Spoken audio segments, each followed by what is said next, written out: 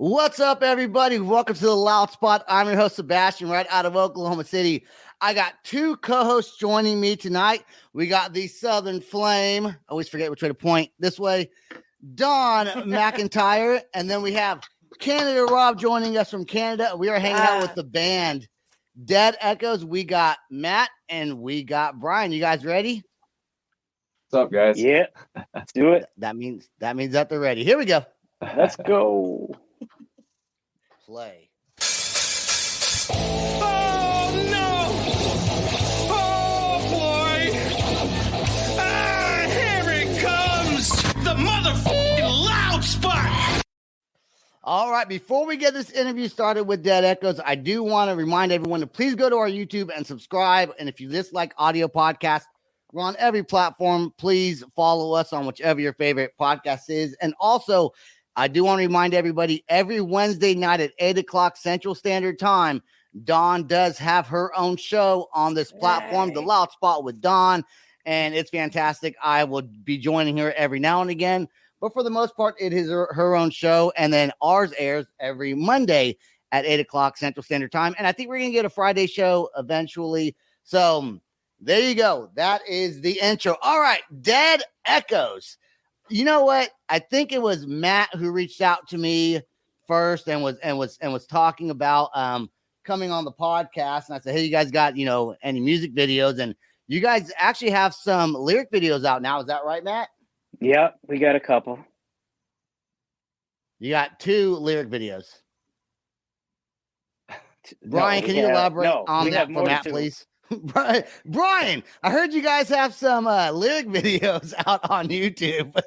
Yeah, Matt knows more about the lyric videos and stuff going on out there than I do. I'm the production guy. Make the things sound fun, I know there's some floating around out there. There's 3 of them so far.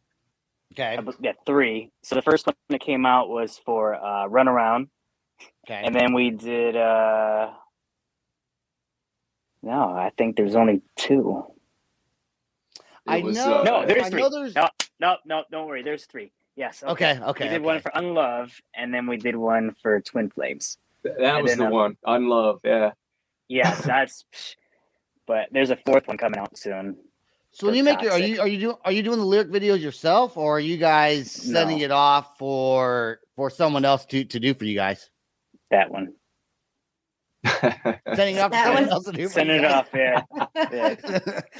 yeah. I'm surprised I did one. They're not actually that difficult to do, but they do. Well, mine sucked. Yours is way better than anything that I did on my own. But it's very time consuming to do it. Yeah. And you guys have only been around since 2020, so not a whole. No, I'm sure you guys have been playing music for a longer time together. Is this the first band you 2 have been in, or have you guys played in other projects? No, this is our first time working together ever. I didn't even know this guy until what was it? 2020 March, something like that in 2020. No, it's like 2020, like October. Was it? September, right, yeah. October, yeah. Yeah, we didn't even know each other before then, so. I mean, you could have known me. How'd you guys meet? I don't even know. Facebook. Yeah, Facebook, yeah. Bringing the world together. Social media is great connection. Oh, wait. There, hey? Wait, hold on. That was one word. The Facebook. The Facebook. There you go. Yeah. Was Dead Echoes? Was that already a band that one of you guys were in before another one joined, or was it like a collaboration? To kind of clarify, we've both done other musical projects before this. I think that might have been what you were asking. Yeah. Yeah. So he's done stuff. I've done stuff. Yeah. We've both been playing for a really long time. I think I'm coming up on like 25 years. Yeah. So it's been a while. So about in that same ballpark, I think, right in that like 25, 26 year mark, man. Yeah. How'd you guys get done? Go ahead, Dawn. So what have you done outside of your collaboration? Oh, I guess for me, I've been playing. I started playing drums when I was 6. I got a drum kit and I started kind of messing with it. I was in a Nirvana cover band by the time I was 11 years old. and nice.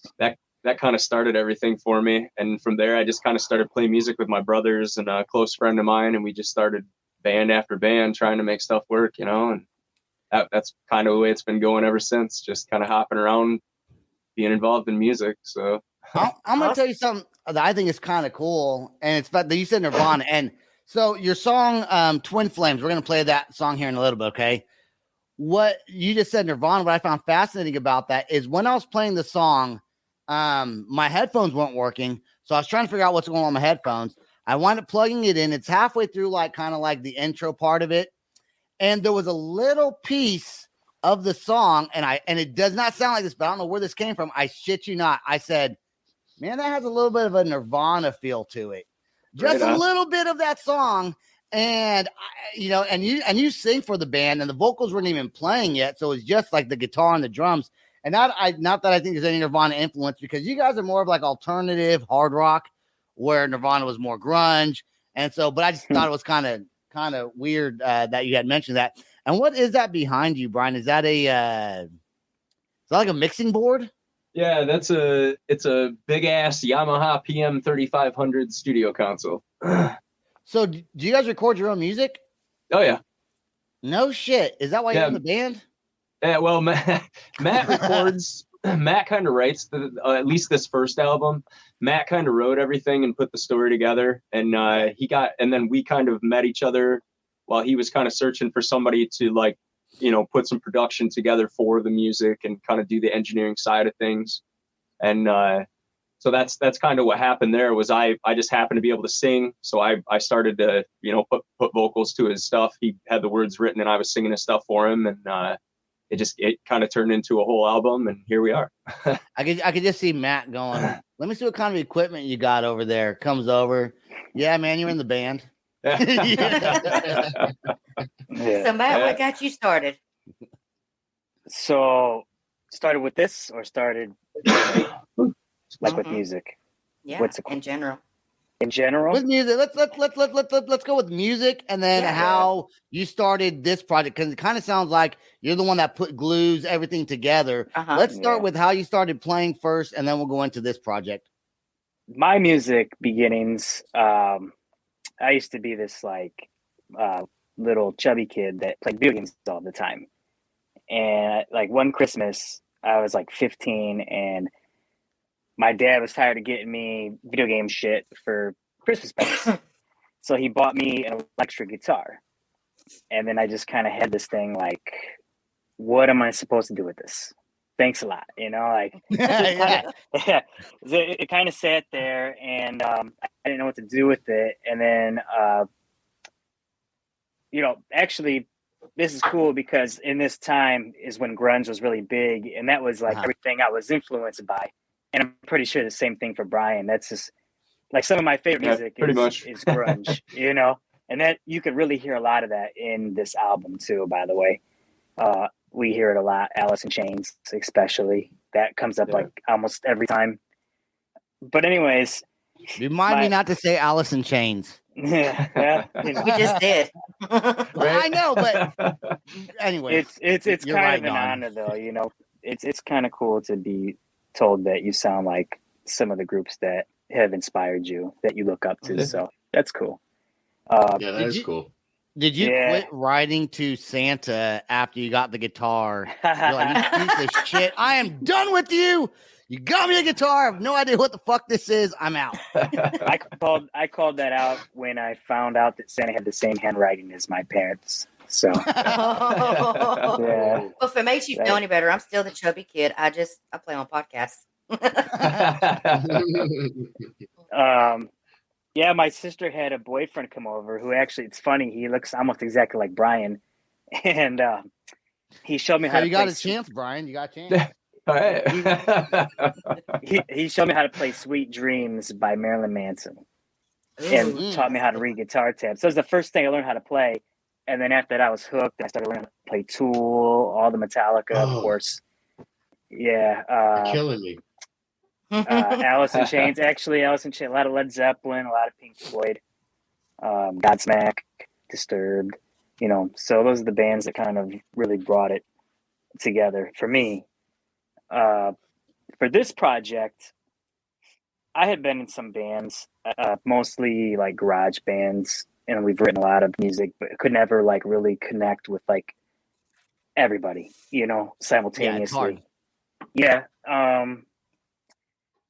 And so I've also been married twice, and so this album is kind of funny because it's an album about my recent divorce, and I actually started writing it near the end of the relationship. And so every song on that was written in real time as this whole thing was like developing. So, I mean, there's songs in there that are just kind of like, not want to be around the person. And then there's songs about like things that actually did go through, like the whole like the dark thoughts and, Yep. that kind of stuff. And it really does kind of hit on every point that kind of comes to the whole toxicity of like relationships that go bad, and the struggle that some people have with actually escaping those relationships. I'm sure everybody knows somebody who's in one of those that you're like, man, they need to just break up, but they don't do it. They don't listen to me. They don't listen to me. I tell them they don't listen. Yeah, and so when it finally ended, I was just thinking like, man, I got this album pretty much all laid out and half the songs written, but I'm not a singer. My voice isn't made for it. So what do I do? And so I just like, I got to fill my time. So I just started hitting up Facebook groups for like musicians. And then like one of the first people that I found was Brian. And so he sent me a couple of demos, and I'm like, damn, dude, like this dude sounds like fucking Maynard. Can I say fucking? Yeah. Yeah. Okay. I'll take that compliment. Yeah. No, it's not like one of my favorite groups also was A Perfect Circle, and like the song he sent was like literally, I thought he sent me one of their songs that I'd never heard before. And I was like, dude, yes, like he knows. And so we did Run Around, and this was all done remotely because it was during COVID, and there's also a pretty big distance between us. So I sent over some files, and I was like, here's how the vocals go. Don't laugh at me. I'm going to try to like show you. And he came back 10 times better. It sounded phenomenal. Hold. Let's go. Let's talk about that for a second. Let's talk about you sending him the vocals, right? So, cause you can't sing. It's like me, dude. I can't sing. And when I'm like, cause if I want vocals done a certain way, I'm like, here, but like, I want to like record it enough times to where I feel like it doesn't sound like complete dog shit. But if someone can sing, they can get the cadence of what you're saying with the music, and then obviously make it sound a lot better because they got the vocal range to do that. When you were first sending him the vocals, and were you a little bit like, because you had written the guitar, you've written pretty much these songs, were you a little bit hesitant to like share that with them, not being in person? Because I feel like in person it's less embarrassing because you can explain yourself better. Like, I can't sing, dude. But like over the phone, you can say that, but then he's judging you as he's watching the video. Of well, I did my best though when Matt and I came together in this project, and he had said something about that feeling, don't mind the vocals. I'm not a singer. Right. This, and that's fine, and that's something that I deal with a lot. This is something I do. I sing for hire. I'm a musician for hire, basically out of my studio that I run, and like. And as I told him, it's just the confidence to put your stuff out there, and I'm not judging anything. I need to just know what it is that you're trying to do so that I can effectively communicate that for you. And there's no other way. So, did you think with the distance, how serious Brian was going to be? Because this is like your baby, your project. You're bringing somebody else on to help out with this. Did it take some time for you guys to really feel solidified as a band, at least from Matt's perception or perspective? So yeah, this is one of the things that we kind of had to develop, and it was that I have been on these songs for such a long time that I'm in this box now with how they sound or how I like in my head they're supposed to go. So Brian would send over these demos, and it would take me like a couple listens before I can wash out what I had originally thought, and then actually hear what he's doing. And then by like maybe like the fourth or fifth track, this wasn't even a thing. It was just something that I didn't recognize was going to be like something that would come up. There was a lot of learning that we did, and you can sort of hear it in the album too. Like the first few songs that we did were at the beginning of the album, and by the time we get to the end, like Twin Flames was like the second to last song.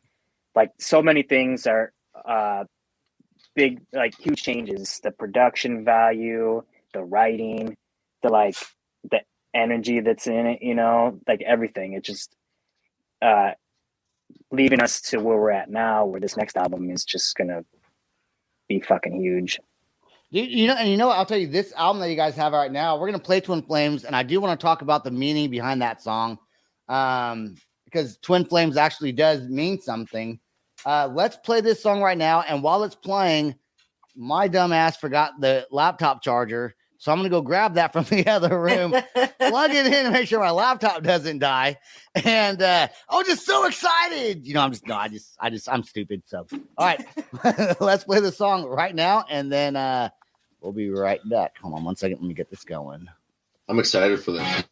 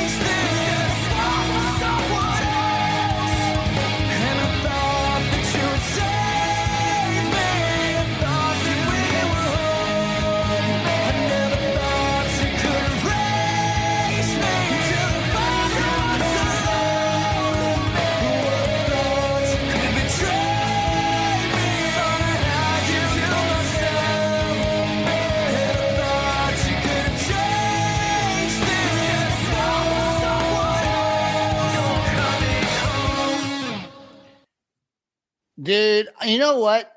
Great What's cool tune. about that song is listening to it. You can, there you go. You got the CDs Hey. right there. So if anyone's Absolutely. interested in buying it, it's also, you can stream it. But we will talk about your merch and stuff like that towards here in about 10 minutes or maybe a little less than that. But you can tell that song is about divorce, if you will. I feel like, twin flame. So to me, that would mean you met your twin flame, which is your forever partner, right? Is that what twin flames means to you? So a twin flame is like your soulmate that isn't. Right. It's like the person that you're supposed to meet who sends you into like your perfect direction and then he splits off with you. So normally people don't end up staying with their twin flame. It's like somebody who they feel like they're your soulmate, but their purpose is actually to make you better and then send you off. So are you a very spiritual type person? So no, I'm not. I'm actually not. When it was ending, and it was like, I thought we were soulmates, blah blah blah, and then she came at me with, no, we're more like twin flames, and so I had to look it up to see what the fuck she was talking about. I was like, oh, twin flames, huh? I got something. Yeah, you have that. I wrote this album. That's how I call it, twin flames. Yeah, twin flames usually has that push and pull dynamic. They're usually like a karmic lesson to Did you come up with the on the name? right path. Did you come up with the name Dead Echoes after or going or through the divorce or after the divorce or what? That like the actual process of the divorce happened after this album was already started and all this was getting started. It just, you could feel it, so there just needed like a healthy way to like get it out. And with COVID being locked inside, I think COVID like killed a lot of relationships, to be honest. Yeah, it did, because people realized they didn't like each other. They had to be stuck at home, like, damn. Yeah, it's like. But then again, look, it brings people together like it did you and Brian. Yeah. Except whole different. We don't cook dinner for each other. That's the only difference. Yeah. Well, he could Postmates you something. Right. I think Brian's a dick for not doing that already. Guys, going through some shit, man. Postmates and some food. No, I'm just... It's over. Like that's old news. Come on, man. At least DoorDash. It's old news now. So on the newer stuff that's coming out, Matt, are you still going to be the main songwriter, or is Brian going to have, or Brian, is that his role? And have you guys settled into your roles where he writes it and you just sing what he produces? Well, we've been talking a little bit about me, contributing some songs on this upcoming album and maybe putting some stuff out there kind of towards the creation of it. Cool. I think it was just, the way it was last time, because it was his story and it was his, he had this ready to go. But no, I definitely think there's evolution happening in one way or another. And I think that it's getting better and better. So. Yeah. It was hard at first because when you get to a certain level of like playing and writing, and then you bring in other people, you kind of get nervous about like, are they going to be at the right level, or is somebody going to add the value that you needed to have? But Brian is very like skilled and like excellent. Like I've heard like some of his songs, and I'm like, damn, dude. Like, that's awesome. I keep telling him, send me thank you. some shit, but so. Especially helpful that we have the same influences and like all the same stuff. So when I tell him like, hey, this song, this intro, that effect, I'm talking about, he's already like on it. He knows exactly what I'm talking about. And it's like, I've never worked with anybody like that. So we've actually been able to just kind of like sail through this pretty smoothly. Are you at that point where you're like, hey, remember, where it goes like doom, doom, doom, doom? He's like, oh yeah, I know that part. You're like, yeah, we'll do this. And then in this moment goes, do this. He's like, oh yeah, I know what that is. Like if you have that kind of synergy, that is pretty cool. And I do want to say also, I have no idea where I heard Nirvana at all when I played that for that little split second when I was plugging in my headphones. I did not hear it at all this time, but somewhere in there, I swear to God, it reminded me of Nirvana when I first first That's played it. Sometimes it's just the sound of a guitar or something, you know what I mean? Or the sound of a snare drum that just something took me back to Smells Like Teen Spirit. I don't know. That and he totally ignores his intuition. Is there any do you guys have any is there a drummer in the band, or is that all electronically produced, or is it just like the two of you, or what? We're slowly bringing people on. We have a drummer now, but we haven't done anything with him yet. So yeah, we did them all ourselves. Does it matter where the drummer lives? Because like, you know, being a singer and playing guitar, you know, you can live, you know, someone could live in South Africa and someone could live in China, you know, or here, and you could create songs through emails and MP3s and WAV files and stuff like that. But when it comes to a drummer, I think it's maybe a little bit harder. I guess you could just send him the song and then you just play it and record it. But you know, he lives by me, so it's not a problem. Okay. So yeah. How far now, Matt, you're the one in Ohio, right? Yeah, I'm in Toledo. You're in Toledo, Ohio, and then Brian's in somewhere in Michigan. Yeah, Homer, Michigan. It's like right on the Michigan, Ohio, Indiana border. So how far are you guys away from each other? 2 hours, hour and 45. This is like hour. Well, that's not bad. That's not Yeah, bad. that's not bad. That's not bad at all. Yeah. So he could cook you dinner. Yeah. Have you guys met in person yet? Or is it all just through email and yeah, you have. Yep. Right on, guys. So when's the next single gonna drop? And what could the audience look forward to? People that listen to this podcast, that follow your band, that are gonna watch this, what could they look forward to from Dead Echoes in the near future? Is touring or playing shows? Is that somewhere in the works, you think, maybe, or new songs? What's going on there? Well, we are kind of playing with the idea of getting something together to maybe do a couple shows here or there. It wasn't exactly like something that we had planned out when we first started doing this. And honestly, like at that point, nobody was playing anything, so we weren't even focused on that. We just wanted to kind of like get these songs put together. Yeah, some content out there. Yep. As far as new material, there's a lot of songs in the works right now, like really good ones compared to this album. But I mean, it's a good album. It just, for me, the emotional stuff, I'm like past it, you know? Yeah, you're like, I'm over it, whatever, move on. Everyone else is like just getting into it, and I'm like that. But there's a lot of that, a lot of what Brian is going to bring. And then I was in a band with this drummer before too, and he actually has some writing talent as well. So good. That'll be interesting and fun to see how it all comes together. But it's definitely going to be, the energy on it's going to be a lot different for sure. Yeah. Like awesome, man. Being like real depressing and, you know, sad or whatever. It's hard to write music though when you're not depressed. You know what I'm saying? Like when you go through write the best stuff. Yeah, I know. Then you're all happy and you're like, I can't write anymore. Go ahead. Well, the thing about that is that it's relatable, so people are going to be drawn to it. The more they hear it, the more it's out there. People go through that and it's sad, but every day. So what was it that it was like Dave Matthews said, like our favorite stories come from other people's tragedies. Like it's a sad but wonderful thing. Yeah, it's true. Yeah. I mean, there was like moments in this where like the songs would come together in the moment. I mean, like something bad would happen and I would just, you know, start pacing around and like, how do I get this out? Like, what would I say if it's a song? And it just, something would start coming out. And next thing you know, I throw myself in a little studio and start ripping something out. The song Unlove came together in one night. And nice. I just, it was because it was New Year's after she had left. And we were talking about like, you know, of course I was like, oh, you know, and she was like, I was like, but you know, I love you. And she's like, don't love me anymore. I don't want you to, like that shit.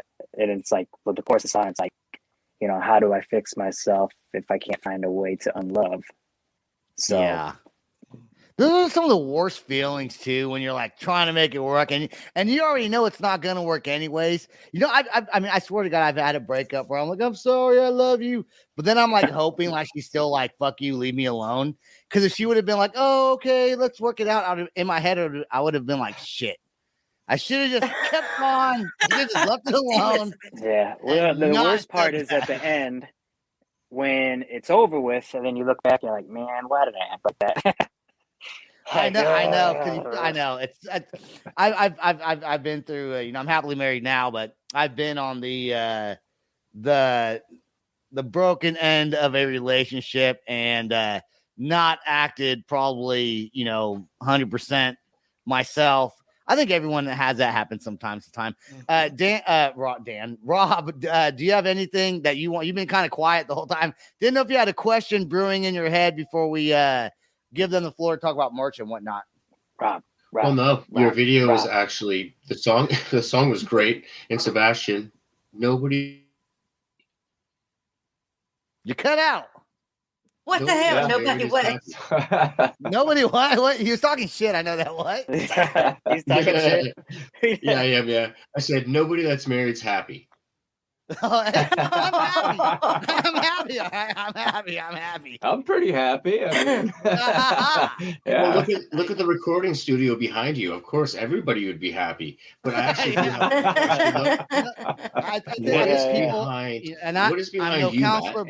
I honestly think when you marry somebody, you got to marry them for who they are, love who they are, and let them shine in their own way. If you marry somebody and like someone who's a musician, you can't tell someone like Brian, hey, you can't have this recording equipment. You can't do this. Oh, she's awesome. Far more musician than I am, man. She's toured and she's been all over the place. And she's. You gotta have a good support system for whether it's a hobby or it's a career. If it's something you do that could be a hobby that could turn into a career, you got to have a good spouse or partner who's going to allow you to shine where you want to shine. You're not just going to be this person that sits at home and listens to, I'll do the dishes and stuff, but I'm still going to do my podcast. All right. That's great out there. All right, guys, where can you find? I know you guys have some merch. I saw a T-shirt, I believe, with like a D and an E kind of combined there for Dead Echoes. Is that right, or did I just make that up? I didn't make it up. Yeah, that's right. Yeah. Okay. Where can you find? Where's your website, and where can you find all your music and CDs, merch, all that stuff? Well, we're on all the major streaming platforms like Spotify, Apple Music, iTunes, etc. We have a website, deadechoesmusic.com. You can find us on Facebook, Instagram, Twitter, YouTube, and we have a TikTok, but we're not good at it, or at least I'm not good at it right now. I'm not either. So, I know this isn't live right now, but anyone watching this, Rob and I are actually going to go on live TikTok tonight. They're not going to see this till Monday, but we might be on Monday. We don't know. Anyways, anything else to ban? Anything else, Matt, that you wanted to put out there, or Brian, before we end this? Brian, you got something? I'm a man of few words. I try to be. I don't know. Just keep listening to music, everyone. Just keep listening to all these smaller local bands, these bands that nobody's ever heard of, and these bands that are really pouring themselves into music and giving it to the world. I love what you guys are doing here, this podcast and talking to musicians and playing the music, and it's awesome. It's a rising tide raises all ships. So if we're all in this together and we all support each other, music is still very much alive, kicking ass. So amen to that. All right, I do want to thank. This is Brian is like the twin flame for me, like the opposite. Because he just did this friend soulmate.